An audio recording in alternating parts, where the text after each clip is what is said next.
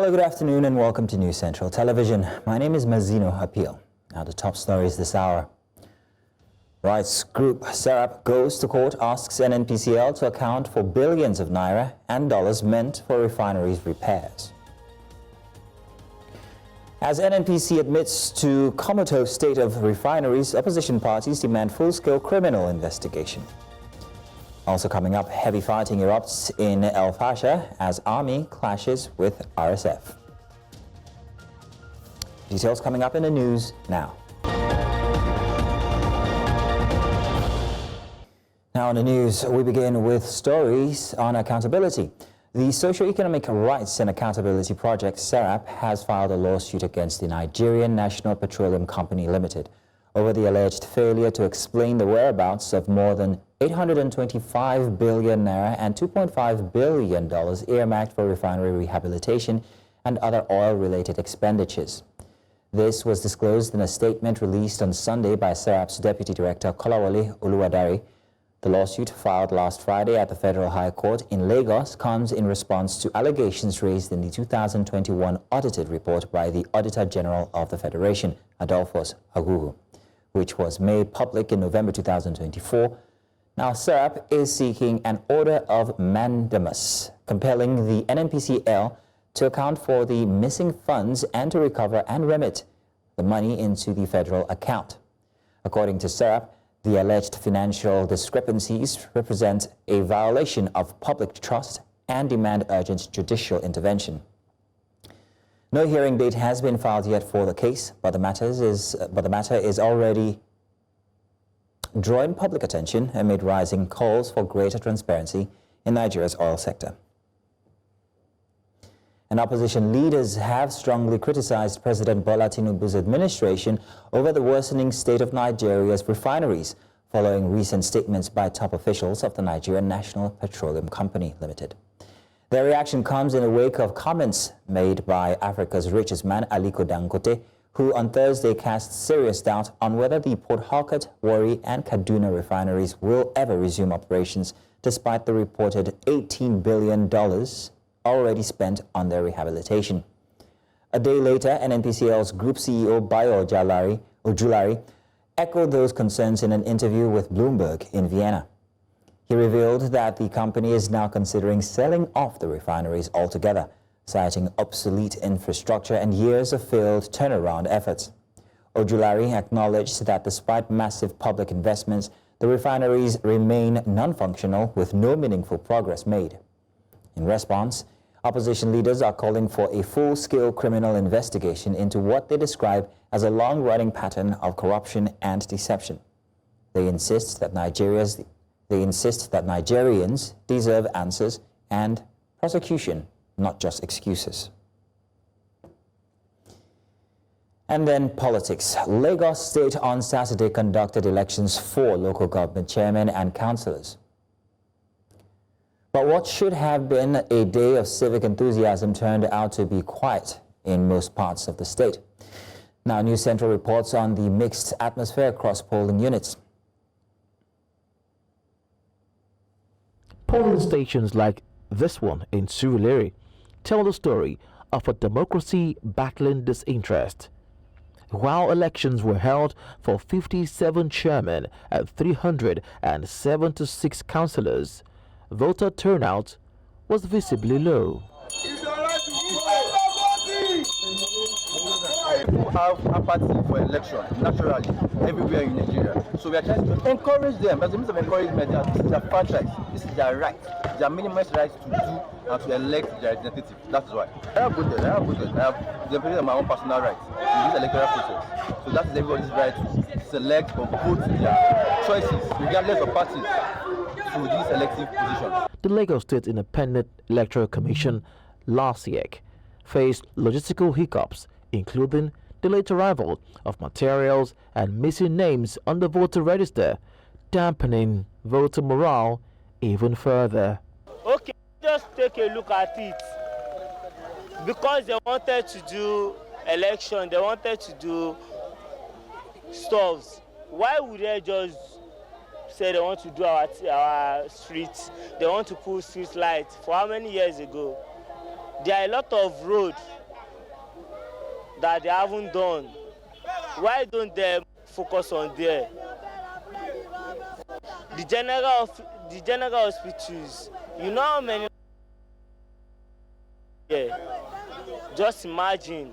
Meanwhile, councillorship candidate Jude Sunday revealed that despite being duly accredited and cleared to contest in his polling units in Jeremy Ifelodun, only 2 parties appeared on the ballot paper, excluding his and several others.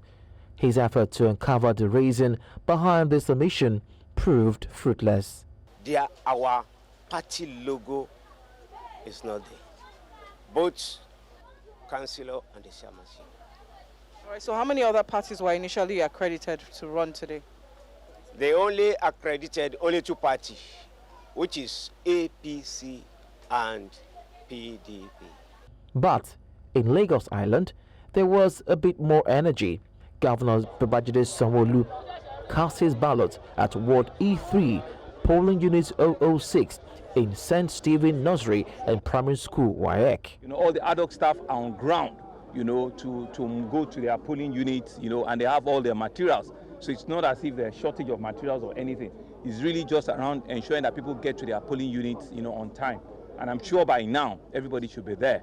We're also glad that we have, a peaceful weather. So I expect that, the time we have used for people to express their civic rights, they would use it well, and everything will be done, will be conducted peacefully, and at the end of the day, we want to commend the effort of LASEC. I saw one of their commissioners here. I also want to thank all the state equivalent of LASEC that have also come to watch and to observe, what we're doing here in Lagos. Now, while some areas saw pockets of participation, the dominant mood across the state was one of disillusionment. As officials count the votes, the real challenge may lie in restoring public trust in the system.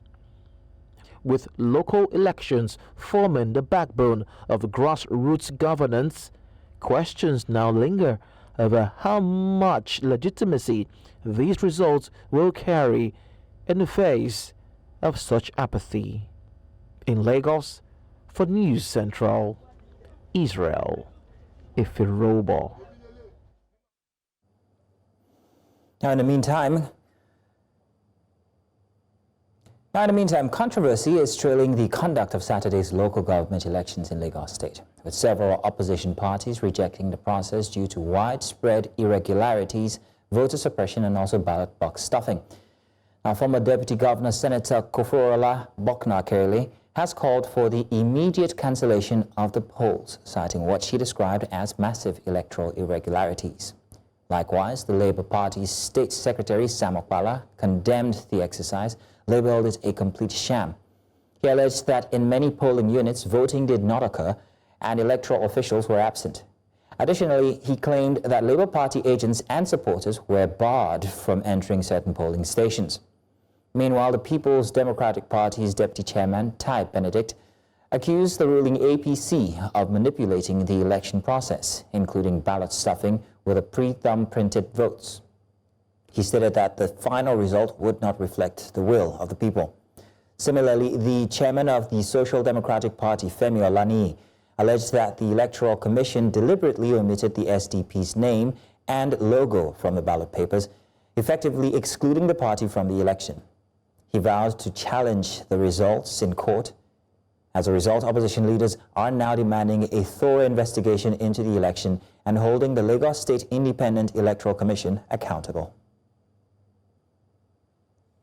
Now, still talking politics, the senator representing the Federal Capital Territory in the National Assembly, Ireti Kingibe, has formally announced her resignation from the Labour Party and declared her defection to the African Democratic Congress ahead of the 2027 general elections. Speaking to journalists in Abuja, Kingibe described her defection as a deliberate and strategic political move. She added that her formal induction into the ADC would be marked by celebration. Kingibe expressed confidence in the leadership of her new party, acknowledging that the ADC is still in its developmental phase. Now, demands for constitutional recognition of traditional rulers, state creation, women inclusion, and autonomy for local governments topped discussions at the North Central Zonal Public Hearing on the review of the 1999 Constitution. The event, which held in Minna, Niger State, covered other states of Kogi and Kwara and brought together royal fathers, civil society groups, lawmakers, and government officials. Our correspondent Sergei Ibrahim here reports from Minna. The session was characterized by loud and wide-ranging demands with a clear goal: amending Nigeria's 1999 constitution to meet yearnings of citizens and solve 21st century challenges. Constitutional time frame for commencement of an action to its conclusion should be set by the ongoing amendment. Our Supreme Court should serve more as constitutional court. Certain cases should terminate at the Court of Appeal. Our rules need to be backed up by laws.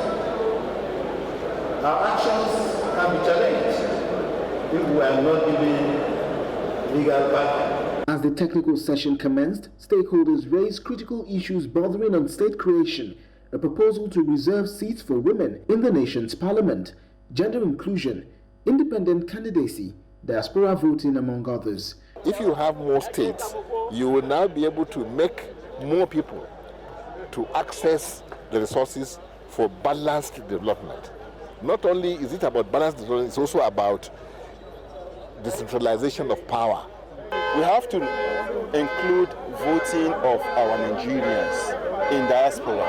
If we want our vote to count, we want our people to come back home, we have to give them that privilege to vote for their leaders for national development. We should not limit them. Look at local government autonomy in totality, both finance, administrative and otherwise, especially the issue of electoral bodies. If we are in Nigeria, we have one INEC. Why should we have state electoral commission? We have also looked at judicial autonomy. The judiciary should be independent. That is the only way they will dispense justice without fear of evil. Niger State is support of the bill because it's going to make Nigeria to really be the giant of Africa by giving us reserved seats. Over 46 state creation proposals, 117 local government requests, and a range of reform demands are expected to be considered by lawmakers at the House of Representatives. The North Central Zonal Public Hearing reflects deep-rooted concerns about Nigeria's political structure. And as the constitution review process continues across other zones, the real test will now be how these voices are translated into action. In Minna, Niger State, for News Central, Sergei Ibrahim.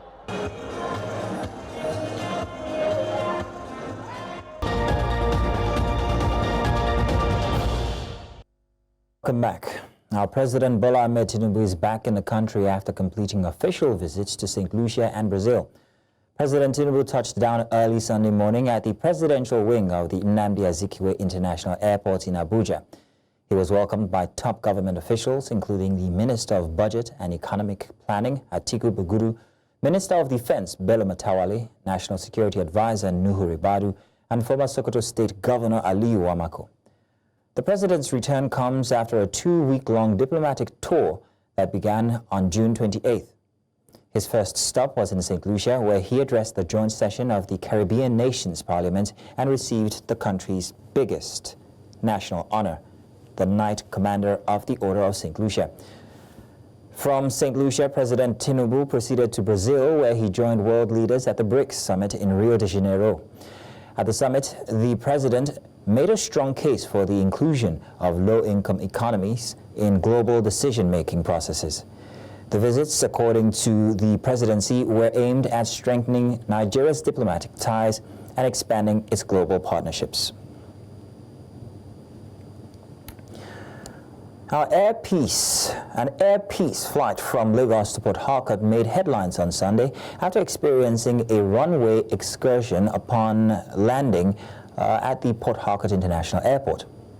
According to a statement from the airline, flight P47190 landed safely before veering slightly off the runway. The airline emphasized that there was no damage to the aircraft and that all passengers were unharmed. Airpiece has assured the public of its continued continued commitment to safety and maintaining the highest standards of operation. While the incident has been confirmed by the airline, the Nigerian Civil Aviation Authority has yet to release an official statement. This comes just months after an earlier incident in May, when another Airpiece flight was grounded at Asaba International Airport after colliding with an antelope while taxiing, causing a disruption to scheduled flights. The Kogi state government says it has uncovered a disturbing internal network of collaborators aiding kidnapping gangs in parts of the state, especially within the Western Senatorial District. This follows a series of targeted security operations in Kaba, Bunu, Ijumu, Yagba East and Yagba West local government areas, launched in response to recent incidents of insecurity. Among the cases that triggered the crackdown was the kidnap and death of a retired army officer from Odiakbe and the abduction of a farmer in Ponyan, Yaba East. Investigations revealed several locals, including traders, fuel station operators, and even wood contractors, were actively supplying food, fuel, and information to kidnappers hiding in nearby forests. Governor Medo Dodo has vowed that anyone found aiding criminal activities, regardless of status, will face prosecution. Now, to speak more on the current security situation and efforts to combat insecurity in Kogi State, I have joining me now Commissioner for Information and Communication, Kingsley Fowl. Mr. Kingsley Fowl, you are welcome. Thank you very much for joining us this afternoon. Now, Mr. Fowl. Thank you very much for having me. You're welcome. Good. Mr. Fowl, can you give us an overview of the current security situation in Kogi State, especially in the Western Senatorial District?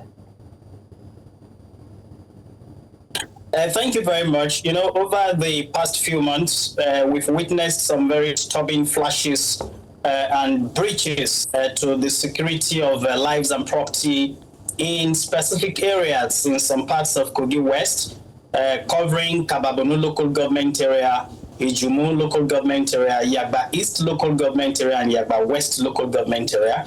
And the chief servant of the state, His Excellency Alhaji Usman Ododo, has ordered and directed security agencies through a joint security task force to deal with the situation and crack down on those criminal gangs and those criminal elements in those local government areas has unraveled a lot of discoveries in the past few weeks. Now, the state recently uncovered a network of local collaborators aiding kidnapping. How exactly was this uncovered? Were there any special forces sent out or any unique status that we should know about? Yeah, it is part of the security architecture of the state. We have a crack team of a joint task force including the police, army, DSS operatives, civil defenders, and also local security architecture of the state, which also includes the vigilante service as well as the local hunters. And they were able to uncover a network of internal collaborators that are aiding the activities of these criminals. It started with the kidnapping of the retired major who was kidnapped from Oduape, Ababonu local government area. And, you know, when some of the perpetrators were apprehended, it got exposed that one of the youths who reside in that community was one of the people that gave them information leading to the nefarious activities of the kidnappers. And then before the suspected informant would be arrested, he was said to have committed suicide. This is a theory that as a government we would not believe. What we believe was that because it is a ring, the other members of the ring might have decided to assassinate him to cover up their activities. But we are still investigating to ensure that more and more are being uncovered. The recent one was about the kidnapping that happened at Aitorukiri in Kababunu local government area, where some people were abducted, and despite all the efforts of the state government, were kept for 3 months. And then, after they were rescued from the kidnappers, it became a government.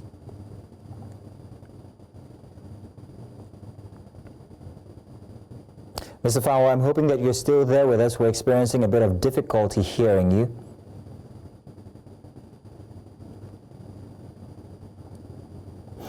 We seem to have some technical difficulty here with the connection with Mr. Fowl. We'll try and make sure that we re-establish connection with him so we can continue that very interesting conversation.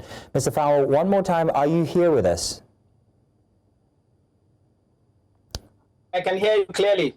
Now, very good. Now, we missed out on a couple of the things you were saying from before. If you could go back a few steps. Okay, I was saying that from the kidnapping of the retired Major Atodoape, we're able to establish the fact that there were some informants there.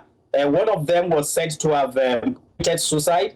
And we said that as a government, we did not and do not still believe that theory. We believe that being a ring, some other members of the ring might have assassinated him to cover up their own nefarious activities. And then the recent one was the kidnapping of some people at Ayetorokiri after strenuous efforts by security agencies to rescue them.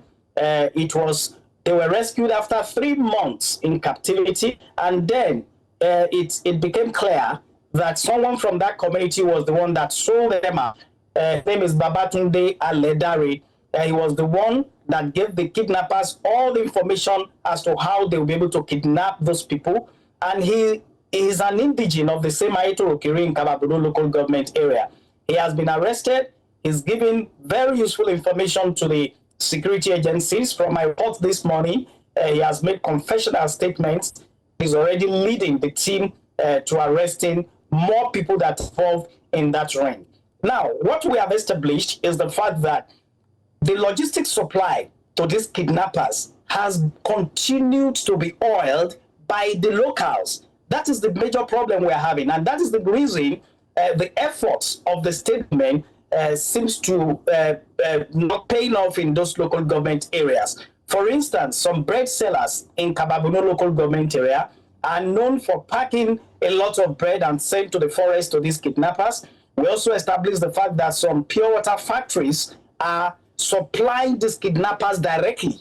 And also some fuel stations are also putting fuel jerry cans, running to 100 jerry cans at once and taken to the forest to be able to power the activities of these kidnappers. And that is why, as a government, we have come out clearly to say that we are going to treat those who fuel kidnapping like kidnappers. And they are going to be arrested and prosecuted.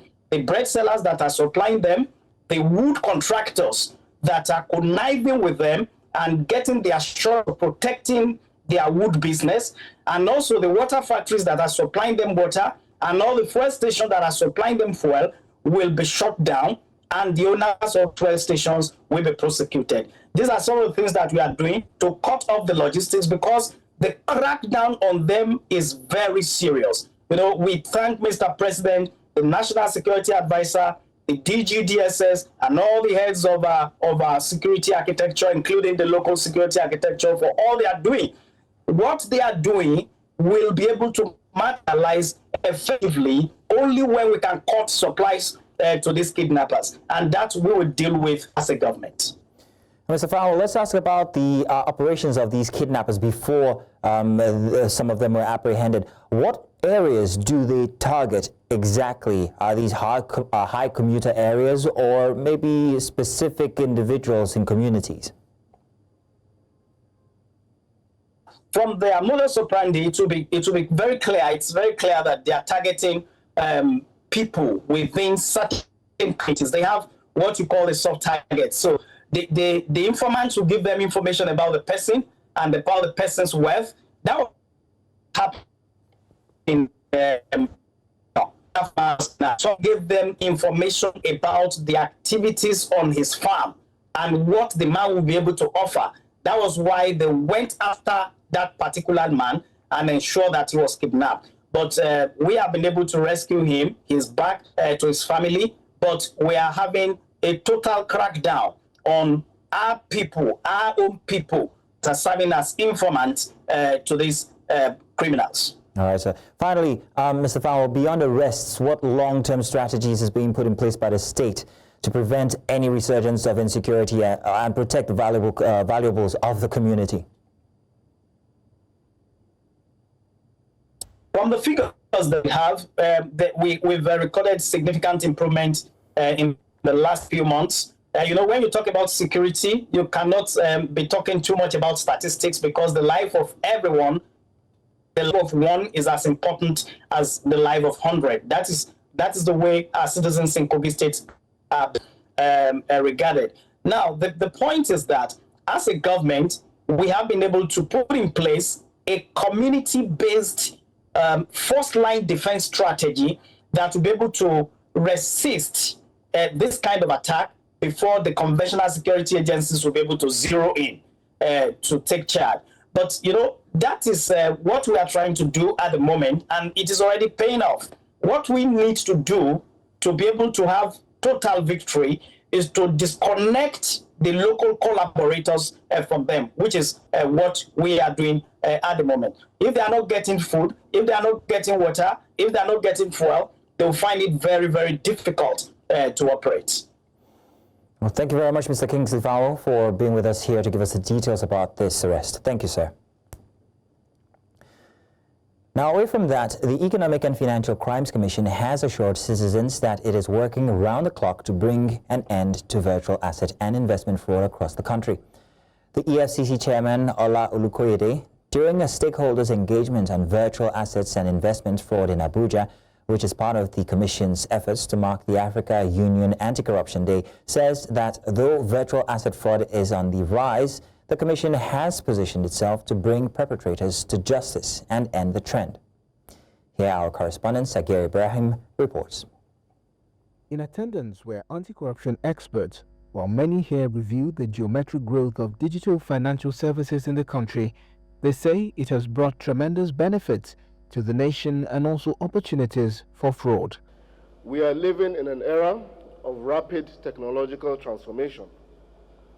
Adoption of digital financial services in Nigeria, including cryptocurrencies and tokenized investments, has increased exponentially.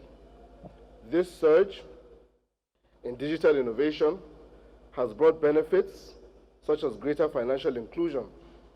Virtual assets, while offering significant opportunities for economic growth, also present new and complex avenues for fraud, money laundering, and financial manipulation. Others here insist that fraud perpetrated via digital means has telling effects on citizens and robbed the nation of opportunity to develop. Every naira lost to fraud has far-reaching ripple effects. It is about a child pulled out of school, a livelihood ruined, and an enterprise destroyed. These crimes are not abstract.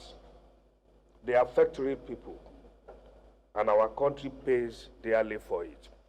The issue of illicit financial flow is a monstrous challenge to African development.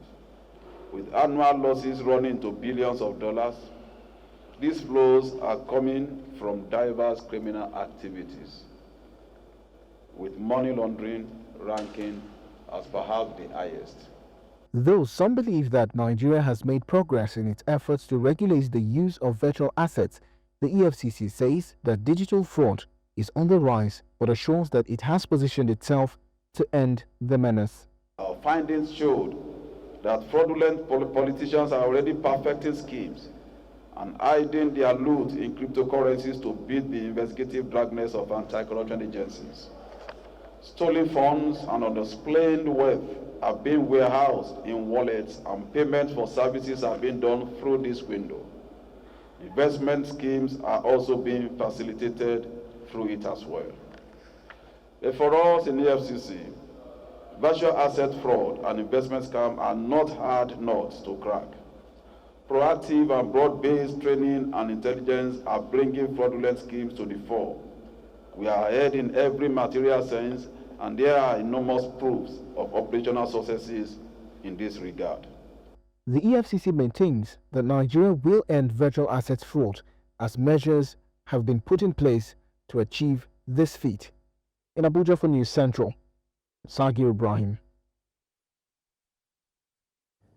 Welcome back. Now, military sources in Sudan have confirmed intense clashes between government troops and the rapid support forces in the city of El Fasher, Darfur. The fighting began early Saturday after RSF fighters advanced deeper into the city the previous day. Residents say they were jolted from sleep before dawn by heavy machine gun fire echoing through the streets. El Fasher, home to over 1 million people, has been under siege by the RSF since May last year. According to military sources, army troops have regained control of several strategic locations in the south and west of the city, including Shala Prison and Central Reserve Police Headquarters. The army claims it inflicted significant losses on RSF fighters during the operation. However, an RSF source disputes those claims, insisting the paramilitary group still maintains full control of the contested sites, including the city's key livestock market. The United Nations has raised repeated alarms over the humanitarian crisis unfolding in El Fasher.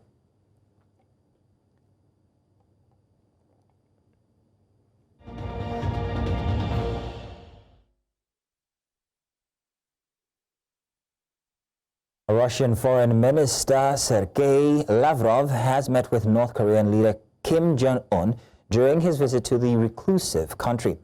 A video shared on Telegram shows the two leaders shaking hands and embracing. Lavrov conveyed President Vladimir Putin's hope for continued direct contact. The visit is the latest in a series of high-level exchanges as Moscow and Pyongyang deepen their political and military ties amid Russia's ongoing offensive in Ukraine. Lavrov also met with North Korean Foreign Minister Cho Hyun-hui, who reaffirmed full support for Russia's war. Meanwhile, both nations have pledged to counter Western influences in the Asia-Pacific region.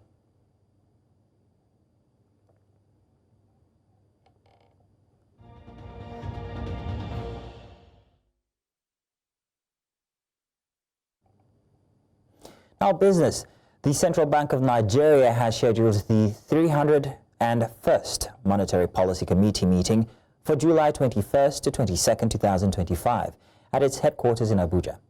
At its last meeting in May, the MPC held the benchmark interest rate at 27.5%, citing cautious optimism amid improving economic indicators. The committee noted narrowing exchange rate gaps, falling fuel prices, and a stronger trade balance as signs of easing inflationary pressures. It also highlighted relative stability in the FX market and emphasized the need to sustain monetary reforms. Market participants will watch closely for any policy shifts, especially amid ongoing efforts to rein in inflation and bolster investor confidence. And in more news, this time sports. Nigeria's Super Falcons will